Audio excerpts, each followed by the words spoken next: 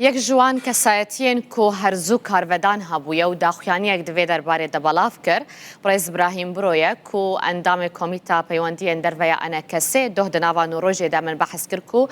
وی نامەیە کە ڤەکریژیش بۆ سەرۆکێ قوناغا گوهێزیا سووریە ئەحمەد الشەرع شاندیە دەربارەی وان يعني كريارن كودوان خۆپێشاندان و درشمێن کو هاتنە بەڵافکردن نها برێز براهیم برۆ لێ دەرێ لە ستودیۆ میوانێ مەیە کاک براهیم ڕۆژ باش تو گەلێکی بخێر هاتی ڕۆژ باش سەرچاوە تەنامەیە کە ڤەکری دۆشان ji دۆ سبەها دەژیمەژی بەڵافکرد ژالیە خۆڤە دخوازم بزانم ت کەسی حەتەنها بەرسڤاتەدایە ڕاستی ئەو نامە زووبوون شڵن يعني مەبەست جێ خەلکێک یەگۆبەرێ 10 ساڵی چوویی مە هەورە کار دەکرد بەشێک جوان دناوێ دەسەلاتی دەی و دەدەڤەرێم لە بلند دەنێ ئەز نزانم ینی ئەو ناماڤەکری یەکسەر دگێ سەرۆکێ ڤەگوهێز سووری ئەحمەد شەرعیانە لێ ئەو خەلکی گمەبوان کار دەکرد هەر وەختێ مەدگوت پێشەڕۆژە سووریێ تشتن خراپ وێ دەرکەون هون ئانها حساب ناکەن مەدگوت دوێ مافی خەلکێ بێ بەحسکردن ئەو بێ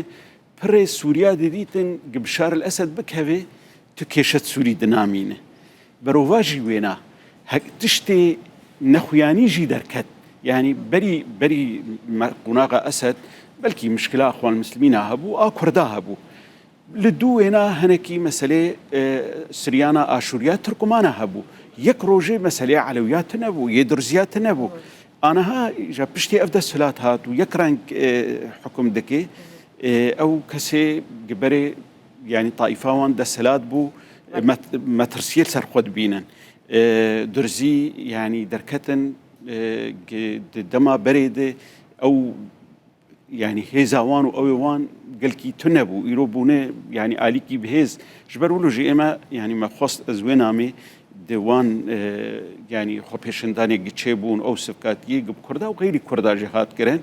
em li ber destê wan deynin giwelat bûlo ava nabin yanî roj bi roj ber bi xerabûnê der وەکاریە ناس بکە ئەv درشم بە تایبەتی و لە دژی کوردان هاتن بلندکردن لە کیژان ناوچەیە بوو بە درستیت کیژان خۆپێشاندانێ دەبوویە بەرسەوێ گەحەتان هاژ مرتێن دان من بجێ دەیە ئەو ژی معنەک ژێر هەیە یعنی معناوێنا وەختێ پێشی یەپەکێ بوو دوور بوو قەسەدێ 8 ساڵات لەوێ دەرێما ملیۆنا پەرە لە خەلکی وێ دەرێ سەرف کردیێ بە حەزارە کەچ و قورتێ کووردا لێ دەرێ هاتن شەهیدکردن دی ئیرۆ دینارە وەختێ خەلکی وێ ڕەسەن ڤەگەریانێ ئیژا بەعسینە سەدامینە داعشینە و نە ئیشێمەیە ئیرۆ ئەو خەلکانە دژیمە وان خۆپێشندانات کێ ئیژا ئەو مەترسیکێ چێ دکێ گسبە دەڤەرن دژی يعني وەک دێر زۆرێ یان هەن ینی دەڤەرن ji Reqa jî ne tenê li axaftinê bisekine yanî me tirsiya intîqamê heye gi xelkek dibêje me ew parastî me mesref ji li wan kiriye me bi seda saziyê rast e yanî ji Daişê hat rizgarkirin xelkê deverê jî hatine kuştin xelkê me jî hatine kuştin lê dawî jî wextê bersef ev bê تشتكي يعني أف خۆپێشاندانên ku bûcehê aciz bûnawe û tev Kurdên Rojavayê Kurdistanê li min bicêbû li gorî van zanî dijî Kurda yê dijî Kurda yani medî hinek dijî Elewiya jî çêbû ew sivkatî xilafek siyasî di nav kê de hebe mişkilet tune yani bera dirişmê siyasî hinkî rakin lê ew ê yani tendirew û ew ê xerab yani ser Kurda be ser Elewiya be ser Dirziya be tiştek gelek xerab e وتهل وستك تقولكو قالك دوسي وبريكو بري والقال كارد قرن دنافا ائتلافي دا الاليين جودا دنافا في حكومتي دا جهد قرن وتكار بدانك جوان ديتيا انا ايق ما بغار كارد قرن براستي ناخذ يبرياري ندفي دا السلاتي دي جبر افدا السلات دفرك دبو والدفركي يعني كسكي تخميجي نذكر قروجك قوي بن دا السلات لسوريا لە ئیرۆ دەستێوان دەیە بەشێک ji êgî me di nav wan dikar dikirin yê çekdar bi piraniya xwe ketine nav wan de wê çekdar jî têkiliyê me berê ne gelek xweş bûn bi wan re em behsa kesê siyasî dikin ew kesê siyasî jî ew tiştê gelekî pilebilind negirtine lê di hemû wizareta de hêdî hêdî hene wana بله هر لسر و ویدیوی دوهم بخوا پیوندی وزارت نافخواه سوریه را کرد بردف که وزارت گوت کو راست او لدیجی فدرالیه نه لدیجی اتونومیه نه لدیجی يعني هر جوره دابش بونه نه لد همان دمیده کریارن بوی آوایجی رد کن و نجه قبول کرنه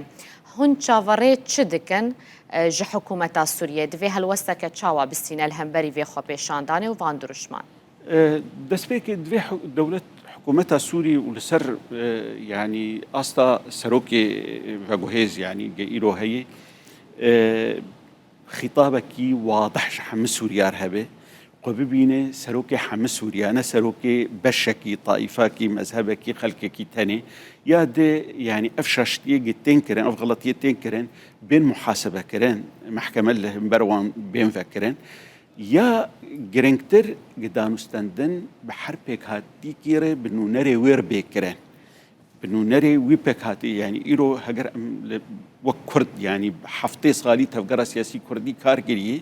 ئیرۆ گەرەک بنونەرێ کوردارە سەر کوردا بێ دانوستن نەتوێ توشتێکی منحاب خێرا خۆتە دوو خەلکی وڵاتەکە ئەم گشت پێرتەعبینێ وەختێگە ئەف شۆڕەشە سووریژی چێبوو ئەمژی نە پاش غەیری خۆ ئەم بەری غەیری خۆ ام کەتن ناوێ شۆڕەشێ دش بەرداخوازی ما هەبوون ڕاستە بەلکی ئەم تەفدە ینی مشترک بوون ڕێژیما دکتاتۆری باسی ئەسەد بڕوخێ ئەوێ زەڵم کردی ئەوێ ئەو کردی دێ ما چاڕێ دەکرد گێ ئەم کارەبنی ژاد پاشوێ مافێخوا دەستخینن لێ ئیژرو وەختێک جا ئیرۆ یەک دەستهلات بێ بێژێ وەک گوتنەکوان هەیید بێ لێ حەڕڕێ قەرەر نۆمە ڕێزگار کردی ئەمێ بریارێ بستینن ئەو تشتێکی گەلە قەڵەتێ قاسی هوند شۆپینن یعنی ئەف نێزی ساڵێکێ ئەف دەسەڵات لە سووریە هاتیە و دەسەڵات داری وەرگرتیە ئەو کارین و شیاناوێ هەیە کو ڕێ لەبەر گۆتارێن فتنەیە بگرە و کینەیەن بڤی ئاوایی دەرفەتێ گژێ دەسەڵاتی ڕهاتنێ ژ تو کەسێکی دەڕ نەهاتنێ دکێمی ساڵێکێ دێ هەموو ئالیە ناودەوڵەتی دانوستندن پێرکردێنێ ئالیەن وڵاتێن عەرەبا دانوستندن کردێنێ حتا ئیسرائیل ینی نەبتوندی لە دژی وێ سەکینیە ئەف دەرفەتە هان گەرەک دوکارە بێ ناوماڵە خۆشی چارەسەر بکێ یعنی هەگەر ئەو ببینن وەختێ ئەمریکایان ئۆروپایان وڵاتێن عەرەبا دۆستانیە ژێرتکردنیان تورکیا یان ئیسرائیل ئەو تەنێ نەبەسێ دوێ کارە بێ چارەسەری کێ و ئەو چارەسەری لێڤەگەرە تشتێکی گیری یعنی بە تایبەت شاشتیا گاوا پێشی ئاوێت ئەو کۆنگرا نیشتمانی ئاگەناوێ کرد کۆنگرا نیشتمانی 3 ساعتا دەهات چێکردن و گوت تەمام ئەمەیژا پێشەڕۆژە سووریە لە گۆری وێ کۆنگرێ ئەو تەنێ ژ ڕەنگەکی بوو ژ ئالیکێ هاتبوو دانی دوێ لێڤەگەرەک بێکردن ژ بەر پشتی وێ ئەعلانە دەستوریژی لە گۆر وێ ڕۆنشتنێ هاتکردن دوێ لێڤەگەرەک لە وان تشتا بێ و هەموو دنیایە دێ پێشی ڕێککەوتنی سیاسی چێ دەبن هێدی چارەسەریش هەر تشتێر تێدیتن حتانەها تو ڕێککەوتنی سیاسی نەبوون بە ئالیە عسکەری تەنێر دەبێ تەv ئالیە قەسە دێژی یعنی تەنێ مەسەلەی عسکەری بەحث دەبێ یعنی ئەنها مافێ کووردا گە هەنکی بورڤە هاتی گرێدان ئەو ژ هەنکی شاشتیکێ یعنی مافێ ملەتێکی و ئەف ملەتایە نە لێ ڕۆژهەلاتی سووریە تەنێ باکوڕ و ڕۆژهەلاتی سووریە تەنێ نا ئەف ملەتایە لە شامەی حەلەبێ و ئەم دزانژی بەری شۆڕەشە سووری مەزنترین باژار گە کورد لێ بوون نەقامشلۆ بوو دیمەشق بوو حەلەب بوو ريب ام بهجماري الباجارات دبيشين يعني كاك ابراهيم شخو انا كسجي داخيانيك بلاف كريا داخيانيا خدا داخوازا ديالوجيت كوشاندا كرديه هبش هيا بوچ اب ديالوج دسبيناك يعني تشد بر غير لبر بيشوازيا في شاندا كرديه هبش شاندا كردي تشتكي قالك باشه شاندك هبش براني يعني امكارم بين توائي الين سياسي كردي دوي شاندي دي تمثيل دبن يا دي وثيقه و كونفرانسي هي نارينيا كردا كيم زيدا لسر متفقين لي او تشت وقت بيشي ما قلت بمسألة قصدي خاتي كريدا وقصدي جا او تشت قبول كري يعني ركفتناك ده ازاري كرنه بندي ما في جواكا كردي كرنه بندك جي اجا حكومه جديد بيجي ايمه اولويات مهنه يعني مسألة عسكرية بترول مسألة داعش افتشتانا او لجمق بيشترد بينش برولوجي يعني زي برنگکی رنگا افشاندایا کاری قبکی و نابه بمینه بندی حتی يعني رئيس دولة بانواك وبوان روني دفي كاري خل سر حماس بكن جبر تاني اتفاقك سياسي جافاج خلكي سوري رجي بيجوتن جا الينا في دولتي رجي بيجوتن يعني هجري جا دولة جهدارية الفيشان دينك وافشان بمين حتى ينجي دفي الين سياسي حركسك جبر خوف تشتي كارب بكي جي دستي وان بكي افشان دهان تمام افشان دايا بمين حتى كاري ويتشي ببي ليه تفكر سياسي كردي وحل نكري وتفي كاري خوبك وتكلي كاري خوبك الجوري و يعني رشني كود وين نارين الكونفرنس بسوشة نيسان دركتي يعني أوكا بنجهبة هر شاندك بتش شامل جوري ويتها بقرا يعني أفدا خازية ويا بيجومان دفيل جوري و تشتي قدوي كونفرنسيت هاتي دانيش بو ما في ملتي كرد حمو آلي بك نبس تاني هر تو بازارك بك تشتك مقابل تشتك ولا تهرب منصبك بستينه يعني دبرك بستينه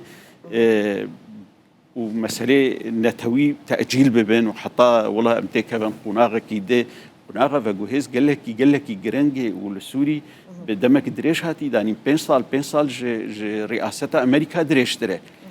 جبرولو جيد في أمنمين حتى 5 سال كاوي خلقك ما في ما نقاش بكيانا اش خود داخوانيا انا كسيدة تشتبالا من كشاندية بحثا ديالوج يدك وداوي دجي بحثا شاندا كردية هفبشدك يعني وكا